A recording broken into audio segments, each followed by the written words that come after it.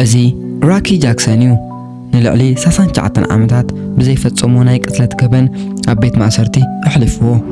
Late last year, Ricky Jackson walked out of prison. He spent 39 years there. 39 years, 3 months and 8 days. That's how long 2 Ohio men spend in prison for a crime they did not commit.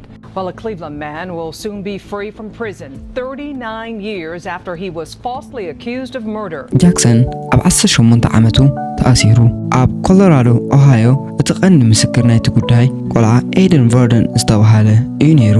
እቲ ሓቂ ወላ ሓንቲ ኸይረኣየ ፖሊስ ድማ ኣንጻር ጃክሰን ንኽምስክር ጻቕ ይገብርልኹም ዝነበሩ ድሕሪኡ እቲ ዝተፈረደ ጃክሰን ኣብ መጀመርያ ኣብቲ ናይ ኤሌክትሪክ ወንበር ንኽመውት ይፍረዶ።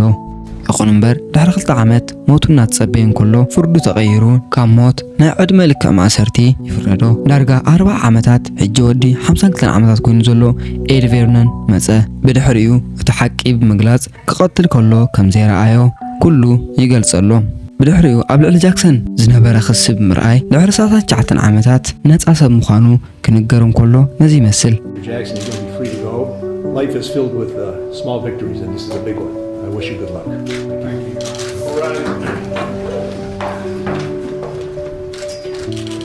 ጃክሰን ሕጂ ንመጀመርያ ግዜ ከም ነጻ ሰብ ንደገ ይወጽሎ።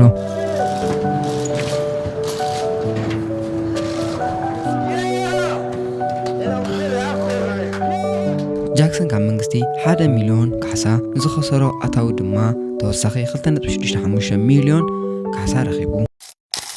ቤት ማእሰርቲ ቀሊል ዝበሃል ነገር ኣይኮነን።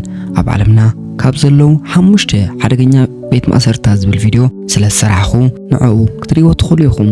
ሰብስክራይብ ምግባር ከይትረስዑ። ኣብኡ ንራኸብ።